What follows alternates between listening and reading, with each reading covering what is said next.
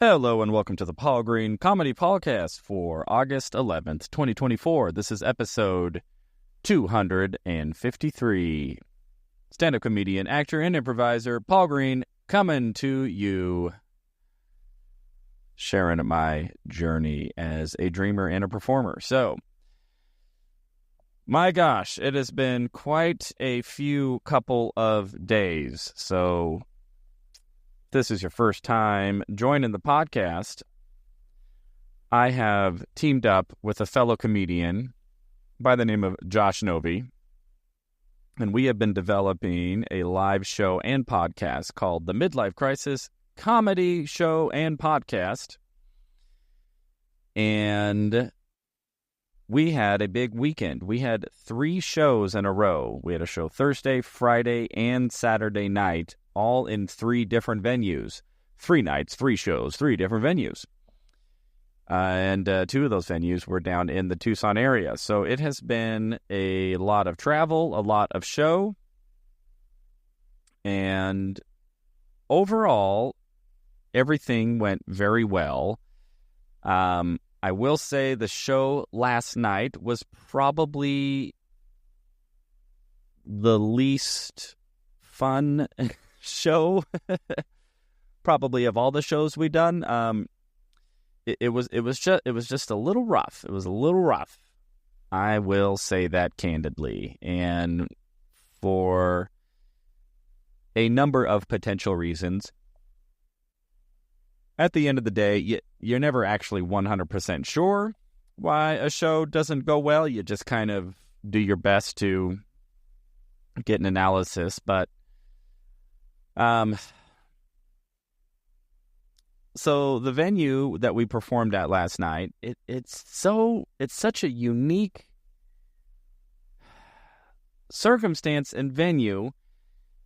And first of all, I should preface this with the venue I performed at last night. I have performed at pretty much yearly since about 2017, maybe 2016, 2017, somewhere around there. And there's a gentleman down in the Tucson area who self-produces clean comedy shows, and he's been booking me to perform. Again, since about that time, since about 2015, 2016. And what I decided to do is when he asked me to perform this time was I said, hey, would it be cool if we did the Midlife Crisis Comedy Show instead of me just coming down and headlining, which is what I usually do. So we did that.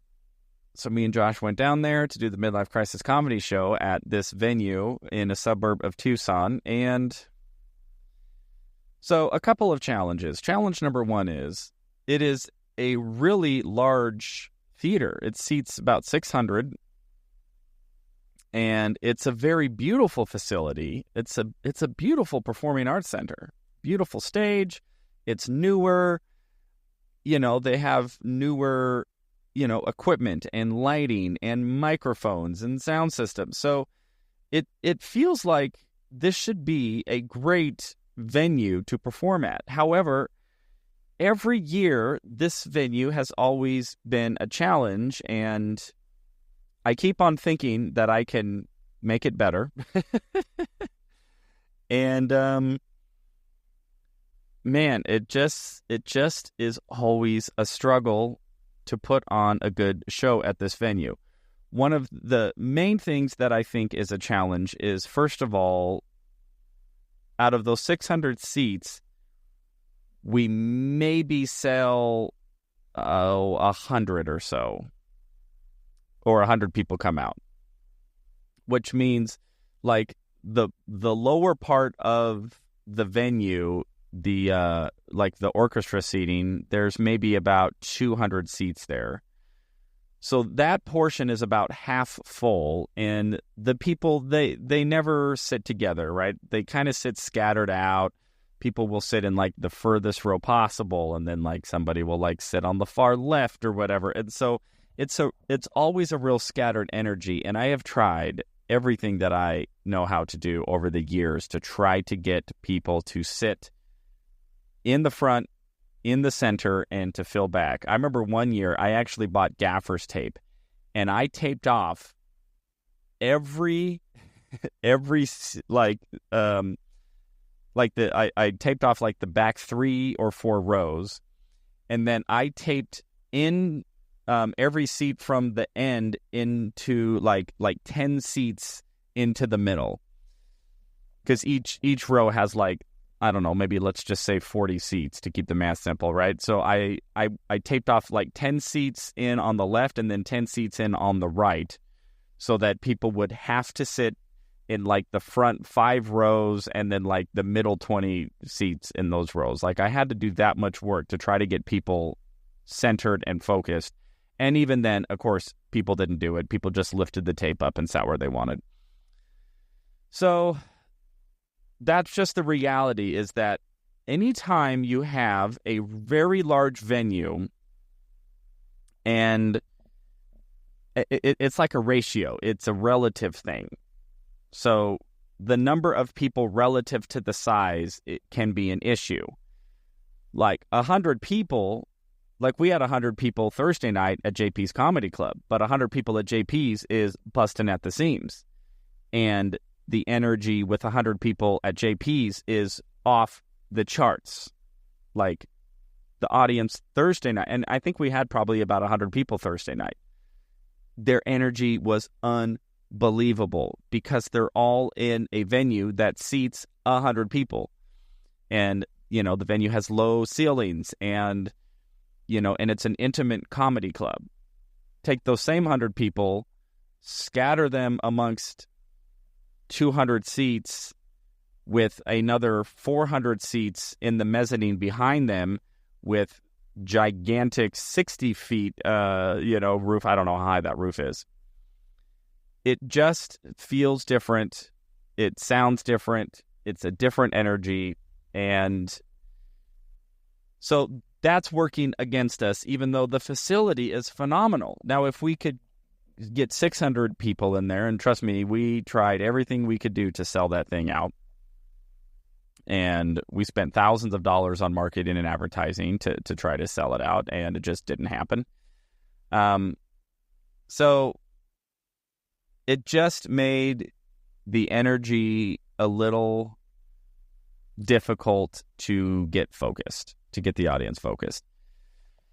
So that was working against us. It was like we could never get like a flow going with the audience, which is like what happened at JP's. At JP's, it's like the energy never dips. It's like we start riffing jokes, people are laughing, and we never take the foot off the gas, and the laughter never really stops. It's just constant laughter, constant energy. Last night, it was like laugh, energy disappears, and then we have to try to get them back. Energy disappears, have to try to get them back, energy disappears. So it was just a lot more work. And I really don't know how much of that has to do with just the sheer architecture of the venue and the size of the venue. And I don't know how much of that is demographic of the audience themselves. Is there just a different type of demographic of people who are coming out to the show on a Saturday night in this suburb of Tucson who maybe are just more relaxed or, whatever. I'm very hesitant to ever blame a group of people. I don't like doing that as a comedian. I have a very strong opinion that if an audience is not laughing or if they are not having a good time, it is almost always the performer's fault, with a few exceptions, but there are exceptions. So was last night an exception? And I don't know. And I don't know how much of it, like if we took those exact same people who bought a ticket and came out last night and literally just put them in another venue. Let's just say that we had a JP's down in Tucson, and we took those exact same 100 people, we put them in a better venue like JP's that's more suited for intimate stand-up comedy. Would they be laughing their heads off? I don't know. Hard to know. But that is also just and then of course let's not forget another element of here, which my precious ego has not considered. Also, maybe Josh and I were off. You know what I mean? Isn't that funny that that's like the last possibility? Well, it's got to be everything else. There's no possible way it could actually be the performers on stage who messed it up. No. Well, maybe. So that's always a possibility. Maybe we also got in our heads or, who knows. But there were some positives. The people who we interviewed, who we brought on stage, were fascinating people. They were a lot of fun. They had compelling stories. They were very open with us. We had a couple of the people who we talked to who had spouses in the audience. The spouses were kind of chiming in as well and filling in some details from the audience. And everybody who talked to us afterwards gave really positive feedback. It could also be that situation to where it actually just wasn't nearly as bad as maybe it seemed on stage, because sometimes in those situations, it's a matter of, no, the audience is actually having a great time, but they aren't just laughing as hysterically, again, because just the environment doesn't really lean itself towards that. But it doesn't mean that they're not having a good time and that they're not totally engaged. So I don't know. It's hard to know. But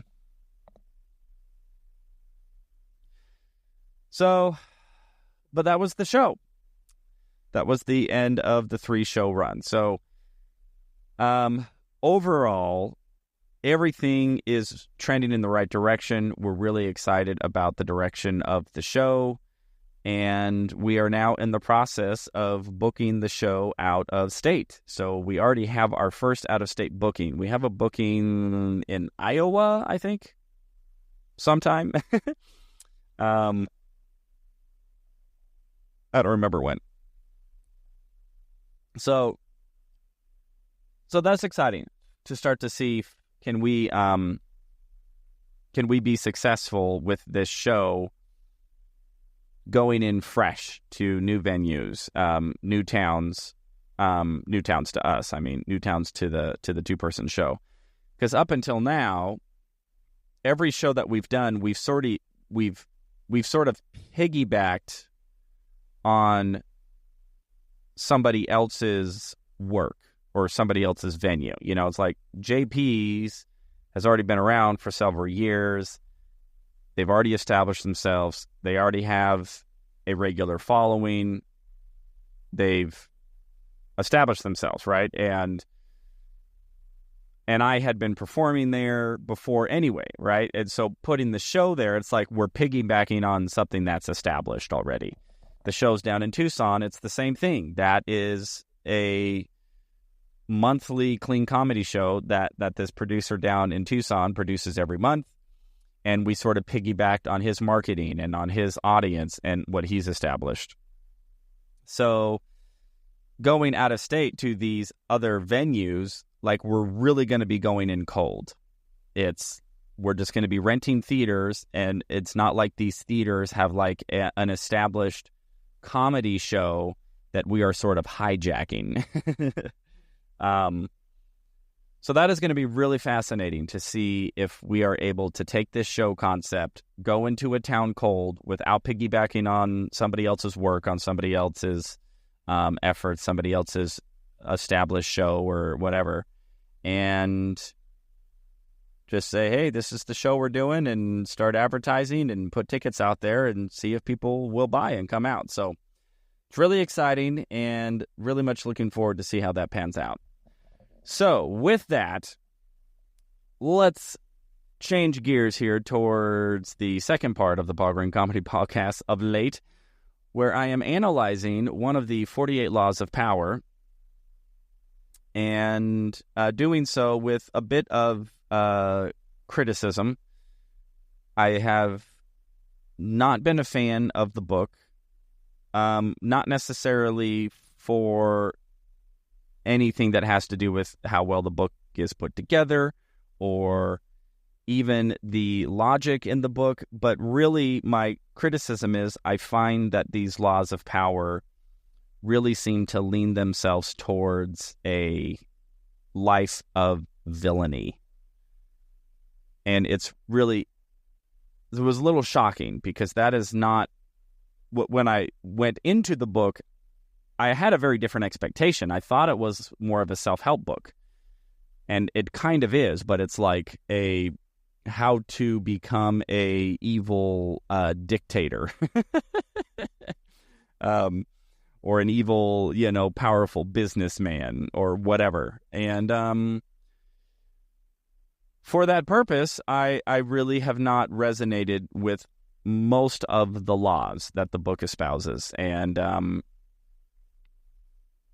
although I can't really disagree with the book's premise that, hey, if you exercise these laws, you will have the highest probability of obtaining power in whatever sphere it is that you are seeking to obtain power. My contention is that even though you may gain power by using these laws, I think the consequence of that power will be a life of a lot of misery and a lot of loneliness and a lot of destroyed relationships in your wake, and also a lot of enemies who, once you have that power, will immediately begin trying to use the 48 laws of power to bring you down and to destroy you. And I am not naive to the fact that there is an element of dog-eat-dog in this world, and that there is wars, and that there is contentions, and that there is evil people out there, and that learning to build a successful life, or at least a safe life, to where you are not the one who is villainized by those seeking power. I get that. And so, yeah, it's a little bit of a complicated relationship I have with this book, but I'm just going through each law. And today I think I'm on law 34. And today's law I actually don't necessarily disagree with, and I don't quite have the same sort of criticism that I've had with some of the other laws. The law, in essence, says, be royal in your own way and act like a king to be treated like a king. So there is an interesting principle here, which I think does have merit. And it really boils down to this idea of perception is reality, and that if you decide to carry yourself in a certain manner, and let's just use the book's example of being kingly, that will lead you to show up differently in life, and to behave differently, and to present yourself in a manner that will begin to warrant kingly treatment, for better or for worse. And again, I don't think I can disagree with that. I do think there's a tremendous amount of truth. Now, it does start to get a little complicated, because then you start have to looking at principles such as, well, am I really being myself, or am I being true to myself, or am I just being deceptive? How many examples do we have of, Ponzi schemes where, businessmen put on the perception that they were extremely wealthy, successful businessmen, and they did that to deceive people into investing money in their companies, which were just Ponzi schemes and shell companies or whatever, and then they just took the money and used it to spend on, more elaborate cars and houses and parties to further give the perception that they were wealthy so that they could get more money and blah, blah, blah, blah, blah, right? So not a fan of that. But I do think there is a flip side of that where sometimes it's okay to... Okay. Trying to wrap my head around how to express this. it's the whole fake it till you make it concept. And I do think that there is some validity to that and some truth to that concept, that if you square your shoulders, if you stand a little taller, you look people in the eye, you show up, you buy a decent outfit, you know what I mean? You walk into the interview with a confidence and swagger that is maybe a little bit beyond what you're actually feeling inside. There's plenty of evidence that actually does produce positive results. I'm thinking of, what's her name? Is it Amy Cuddy? I think is her name. She wrote a book called Presence, and the book was really, really fascinating. Maybe I'll do that book next. I think when I'm done with the 48 Laws of Power, I'm going to find a book I actually like. Like a good self-help book that I can break down. But going to get through the 48 Laws of Power. But she talks about how even just standing tall with your feet flat on the floor and then lifting your arms up like in a victory pose for like 2 minutes will actually adjust your entire physiology. Like your brain actually starts to change and release certain chemicals and endorphins and whatever to mirror your behavior, even if the behavior is based off of nothing. Meaning you're standing as though you just won a marathon, even though you didn't do anything. You're just standing there in a victory formation. And that sort of exercise of this principle of allowing yourself to be royal, allowing yourself to feel confident and to feel happy, to feel joyful, to feel ambitious, to move forward in the world, which is a scary place, and there's no guarantees, and everything you do is a risk. Sometimes just taking a big breath, putting your feet on the ground, putting your arms in the air and say, you want to know what, I'm going for it, and I'm going to have some confidence, and I've got this, I can do it, and I'm going to show up with a little bit of royalty, with a little bit of I am the man and or woman, and see what happens. See if that produces a different result than maybe allowing ourselves to show up how we may actually feel. Maybe we feel small. Maybe we feel insecure. Maybe we don't feel confident. Maybe we are worried that somebody doesn't like us, or whatever the case may be. And trust me, I have had a life riddled of such feelings. Riddled with. That's probably a better way to say that. Riddled with such feelings. And I have exercised this principle. I remember that there have been times when I'll be like backstage before a comedy show and I am just not feeling it. I am feeling insecure. I'm feeling unprepared. I'm feeling unfunny. And I'll do Amy Cuddy's exercise. I will literally put myself in victory formation. I'll put both my arms high in the air. I'll stand in sort of an Iron Man, pose, and just reach high into the sky and just breathe and just allow myself to feel victorious. And it changes my entire physiology. And when I walk onto that stage, I am walking on that stage as though I am a king, as though I am funny, as though I am successful. And it makes a difference. So, although the book's application of this principle I was not a fan of, I think the law in and of itself has some efficacy. And I would say to anybody out there, yeah, give it a try.